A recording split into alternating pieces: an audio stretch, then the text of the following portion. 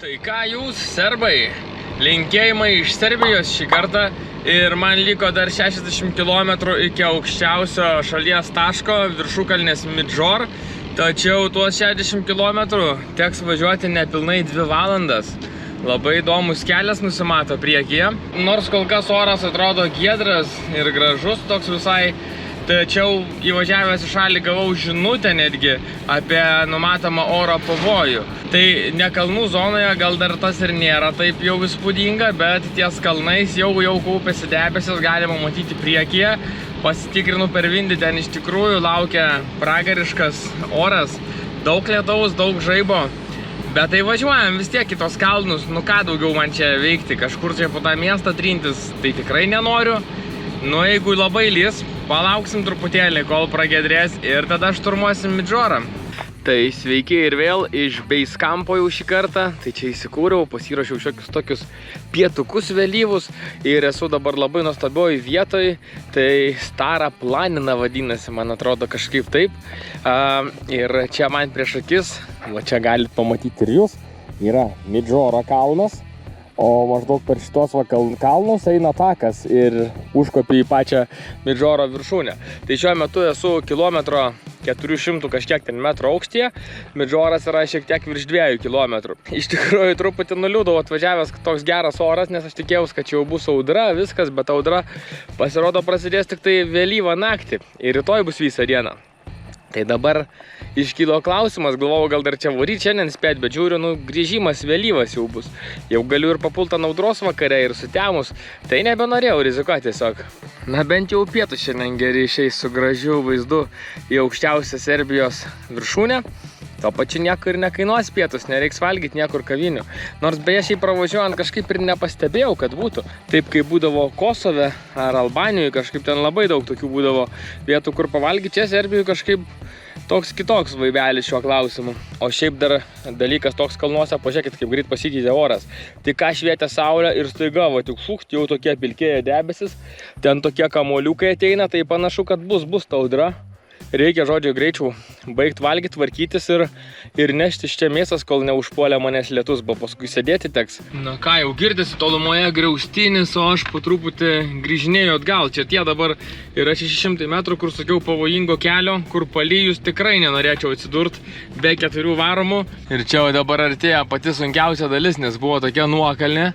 O čia yra dabar tokia įkalnė. Pavojingiausias dalykas, čia per sausumą dabar nežinau kaip reiks užvažiuoti, bet gal kažkaip užkilsim. Nu viskas, tai visgi pavyko išvažiuoti, o čia va tas keliukas toksai šitoj va vietoj maždaug užgeso, tiesiog mašina tiesiog nebebuvo galios pirmų bėgių ir užgeso. Bet kažkaip gerai pavyko dar išvažiuoti, jau galvojau reiks atbulinių čia tiek vavaryti.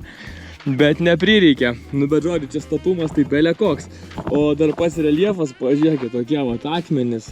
Ir nieks nebevažiuoja čia, nes nenori turbūt irgi klimti. Tai dar kol sausa, tai dar kažkaip. Bet jeigu čia būtų šlapę, tai čia jau 100% nebūčiau įvažiavęs. O šonuose tai va, skardžiai. Žodžiu. Va taip, keliukas ir skardžiai.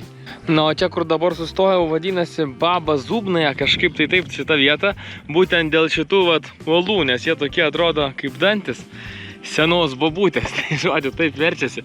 Iš tikrųjų, bobutės dantis. Čia yra viešbutėlis toksai mažas. Siūlėsi priimti mane čia į tą viešbutėlį. Sakė, bendram kambarį su šituo savininku ir dar vienu ten kažkokiu jo draugelį galėčiau nakvoti. Bet atsisakiau kažkaip, galvoju, geriau man mašinai nakvoti, negu ten bendram kambarį su kažkokiais žmonėm.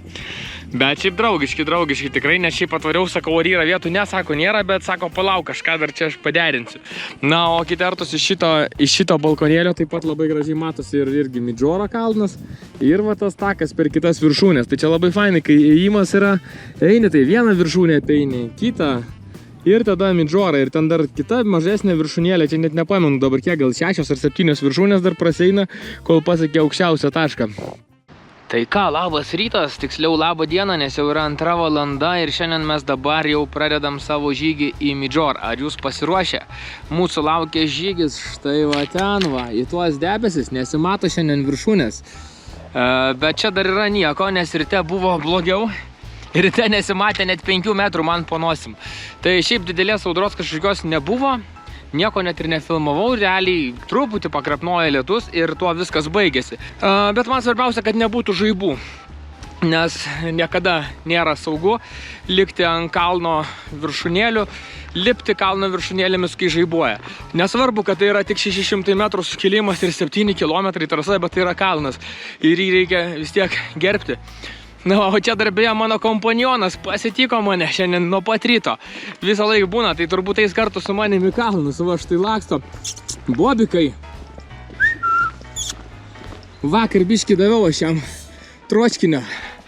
Pats valgiau tokį gerą jautienos troškinuką iš konservų. Ir šitam bobikui daviau, tai jis dabar viskas. Jaučiu lydės mane, nu bent jau pradžiai kokį kilometriuką. Paskui jaučiu nebelips. Nu ką, tai štai toks mano kelias. Šalia eglinėlis, kur galimai galėtų būti meškų, bet kadangi turiu sargą su savim, va, čia kasasi pievai, jam labai patinka mano lazdų kaušėjimas. Tik tai su kaukšiu ir iš karto į priekį kaip varo. Debesys, o va ten kažkur viršūnė turėtų būti.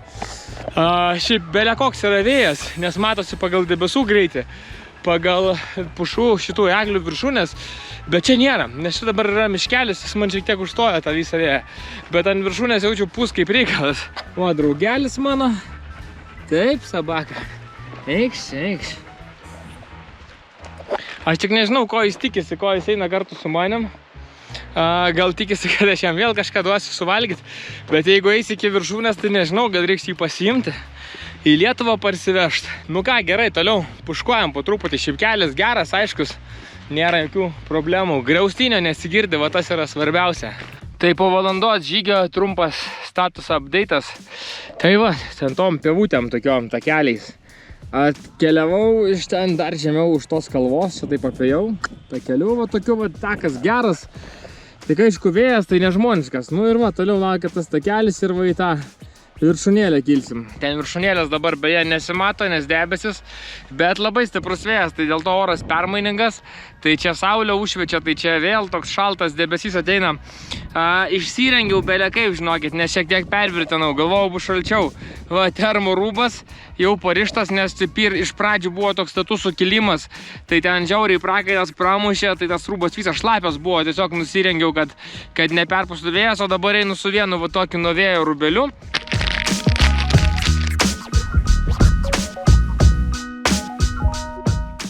Tiesa, tas sabaka, kurėjo kartu, kai išgirdo, jog pasakiau, kad vešiu į Lietuvą, kažkaip keistai apsisuko ir nudūmino atgal į beiskempą. Tai siunčiam linkėjimus tiem, kas liko močiutės dantų trobelėje, iš kur prasidėjo mūsų žygis, laukia sugrįžtant mūsų, stipriausių laukia sugrįžtant. Ir ką, varom paskutinius 200 metrų į viršūnę. On top of Serbia. Sunku biškai atgaut kvapą. Paskutiniai metrai yra ką veikti, tiesiog statuma tokia lipau, tiesiausiu keliu ir praktiškai jau ant viršūnės. Midžor.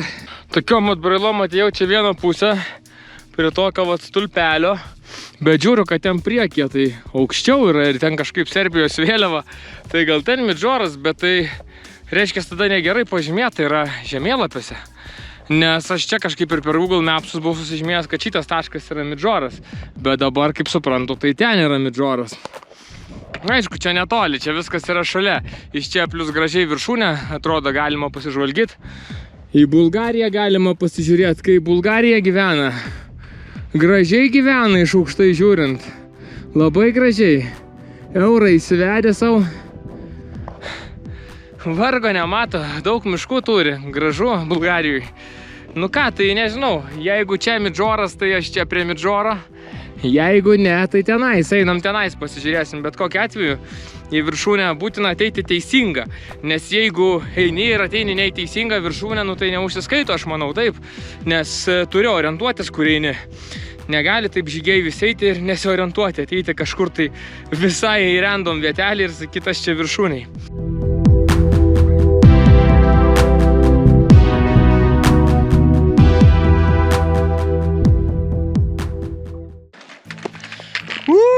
On top of Serbia.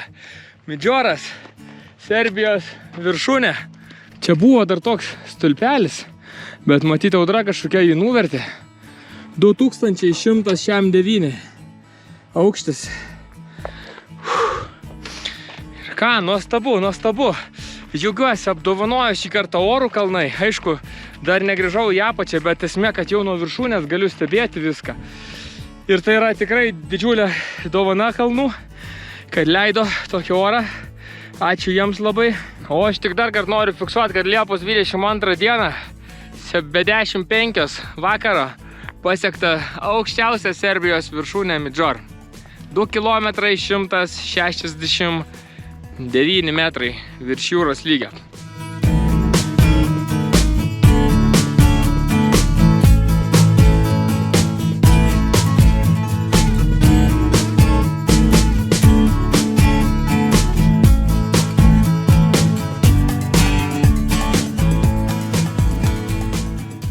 Tai ką, truputis edukacijos, tai ten ta kalva yra Babinai Zub, močiutės dantis, nes ten tokie labai subirėję akmenys, tokios uolienos atskilusios ir atrodo kaip močiutės dantis, dėl to taip ir pavadinta.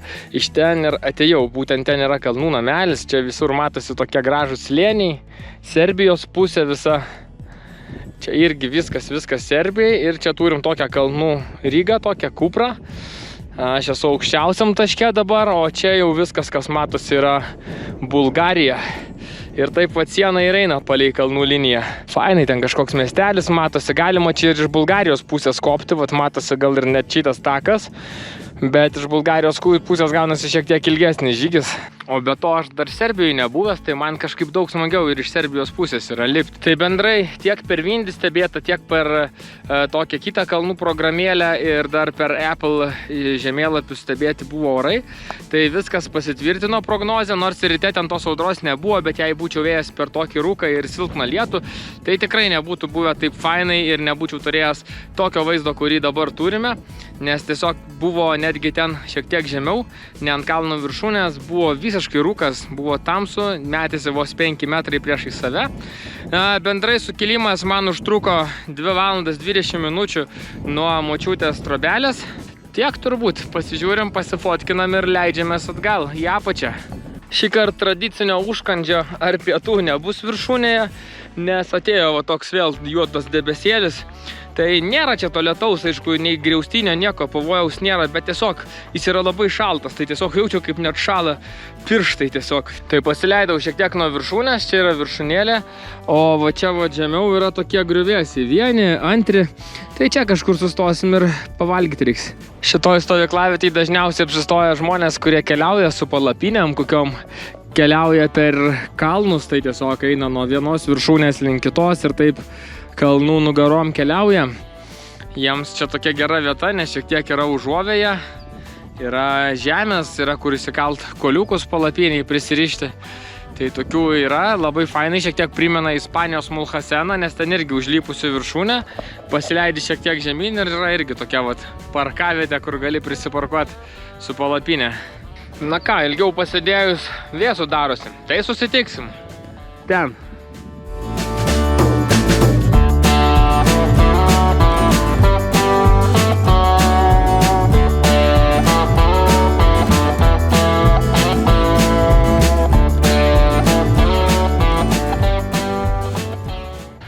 Čia pasirodo dar ir žirgeliai ganasi, pažiūrėkit kokie gražuoliai.